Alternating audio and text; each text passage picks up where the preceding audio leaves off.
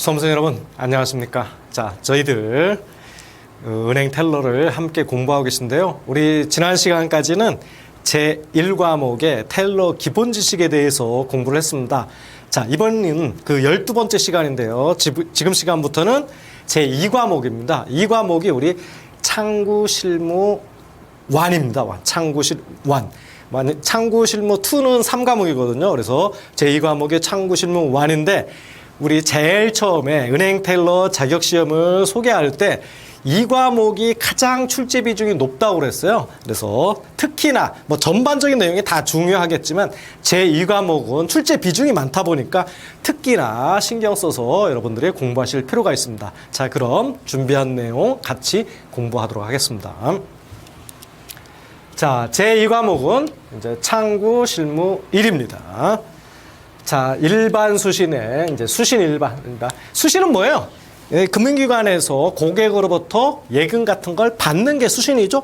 반면에 여신은 고객한테 돈이 나가는 거죠. 뭐 대출 같은 게 여신이고 수신의 대표가 이제 예금 같은 거겠죠. 그래서 이제 수신에 관한 거 한번 보겠습니다. 먼저 예금 약관. 자, 이 수신 일반은 우리가 제1과목에서 뭘 배웠죠? 창구 실무 법률 배웠죠. 그래서 1과목에서 창구 실무 법률이 1과목에서는 또 가장 비중이 높았잖아요. 그 부분이 많이 중복이 됩니다. 중복되는 내용이 꽤 있어요. 2과목에 요 파트에서는. 그렇기 때문에 여러분들이 공부하실 때 좀 낯설지는 않습니다. 왜? 1과목에서 이미 한번 공부했기 때문에. 그리고 1과목에서 정리가 안 된 분들은 또 여기 2과목에서 또 반복되는 부분들이 여러 군데 있으니까 요번 기회에 또 한번 공부하시면 좀 더 내 것으로 확실하게 소화할 수가 있겠죠.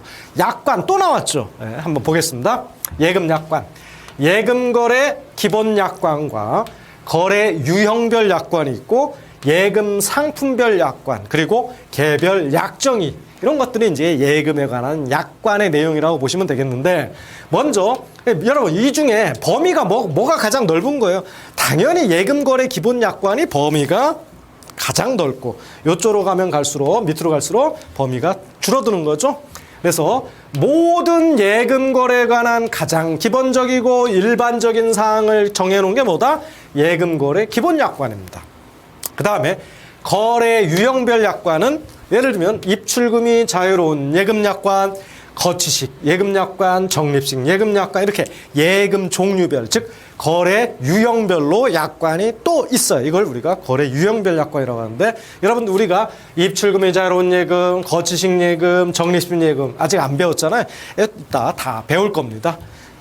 그 다음에 예금 상품별 약관이 있어요. 여기 입출금이 자유로운 예금에도 보통 예금 있고 저축 예금 있고 MMDA도 있고 당좌예금도 있고 많잖아요. 그래서 그 각각 예금 상품의 고유한 사항이 정해진 게 예금 상품별 약관이고요.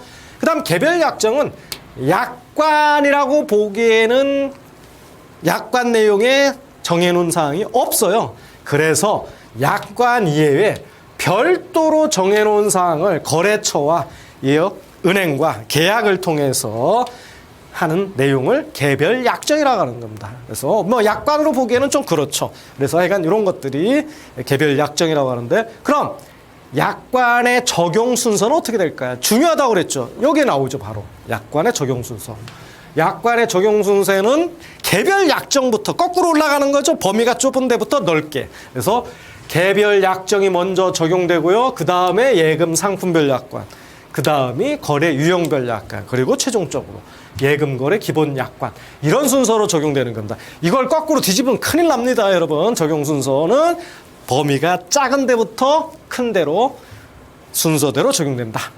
그 다음에 약관, 명시 의무, 교부 의무, 설명 의무 처음 보는 거 아니죠? 다 배웠습니다. 그래서 명시 의무라는 건 뭐냐면 확실하게 보여주라는 얘기죠. 그래서 약관을 은행에 점포 같은 데다 비치해서 고객이 알 수 있도록 해라. 반드시. 이게 명시 의무고요. 교부 의무는 교부는 준다는 거 아니에요. 그래서 고객이 약관을 요청할 때는 복사해서 반드시 약관을 교부해줘라. 이게 교부 의무고요.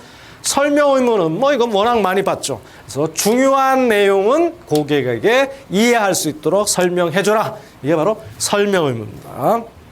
자, 약관을 변경했다. 자, 약관은 또 항상 그대로 있는 게 아닙니다. 약관을 변경할 수 있는데 이때는 어떻게 처리하느냐? 그럼 약관을 바꿨다. 바꾼 게 변경이잖아요. 그래서 바꿀 때는 시행일 한 달 전에 한 달간 영업정과 인터넷 홈페이지에 게시를 해라. 자, 이게 변경된 약관이 요날 시행한다. 그럼 요 뒤에 게시하라는 거예요? 아니죠. 미리 알 수 있게 해야죠. 그래서 요 시행일 변경된 약관 여기서부터 시행한다. 그럼 요거 뭐 한 달 전에. 한 달 전이니까 당연히 한 달 기간 동안 영업점하고 인터넷 홈페이지다 게시를 하라는 거죠. 자, 이번에 이제 예금거래 상대방에 관한 내용입니다. 우리 예금거래 상대방도 처음 보는 거 아니죠? 다 배웠습니다. 1과목에 창구, 실무, 법률에서 다 배운 내용이에요. 자, 자연인은 우리 일반 사람들을 얘기하는 거죠. 그래서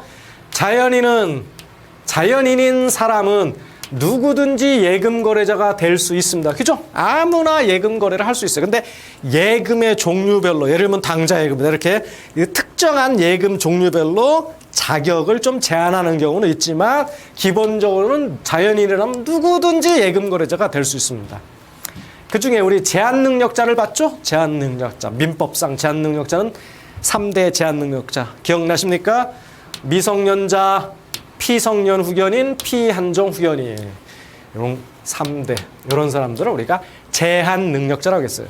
그래서 제한능력자는 원칙적으로 후견인이나 또는 법정 대리인에 의한 대리행위가 필요하죠.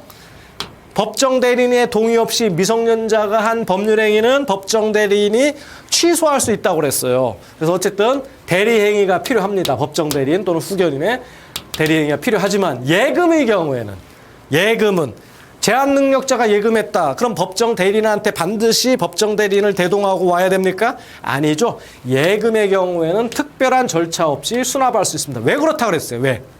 예금은 만약에 취소하면 어떻게 해요? 그대로 돌려주면 되잖아요. 원상회복 해주면 되는 거예요. 그렇기 때문에 받을 때는 뭐 상관없어요. 그냥 예금할 때는 뭐 제한능력자든 뭐든 그냥 받을 때는 문제가 없어요. 문제는 이제 줄 때 생기는 거죠. 네. 그 다음에 예금거래 상대방 중에 이제 개인이 아니고 자연인이 아니고 법인입니다. 그래서 법인도 공법인과 예금거래 할 때 국가 및 지방자치단체 이런 것들이 이제 공법인이죠. 등은 회계 전담자로 임명된 출납공무원, 폐용 딱 참 출납공무원 또는 기관장 명의, 출납공무원이나 기관장 명의로 거래한다고 했습니다. 그 밖에 공공단체, 예를 들면 중소기업 협동조합 등은 이 조합의 합법적인 대표자와 예금거래를 하면 되고요. 사법인은 이제 회사 같은 걸 얘기하는 거죠. 그래서 정관, 법인 등기부 등본, 사업자 등록증에 의한 합법적인 대표자와 거래를 하면 됩니다. 자, 사법인도 민사법인하고 상사법인으로 구별할 수가 있어요. 그래서 민사법인이라고 하면 비영리 목적의 사단법인이나 재단법인. 사단법인은 사람들의 모임이다. 재단법인은 재산의 모임이다. 이렇게 기억하시면 좋다고 그랬습니다. 그래서 민사법인은 비영리 목적의 사단법인, 재단법인을 얘기하고 상사법인은 바로 우리가 얘기하는 일반적인 회사. 그래서 주식회사, 유한회사, 합자회사, 환명회사, 그 밖에 영리사다. 이런 것들이 사법인입니다. 그 밖에 기타 법인격이 없습니다. 법인이 아니죠. 법인격이 없으니까 법인은 아닌데 그 밖에 단체나 조합과 예금 거래를 할 때는 어떻게 하느냐.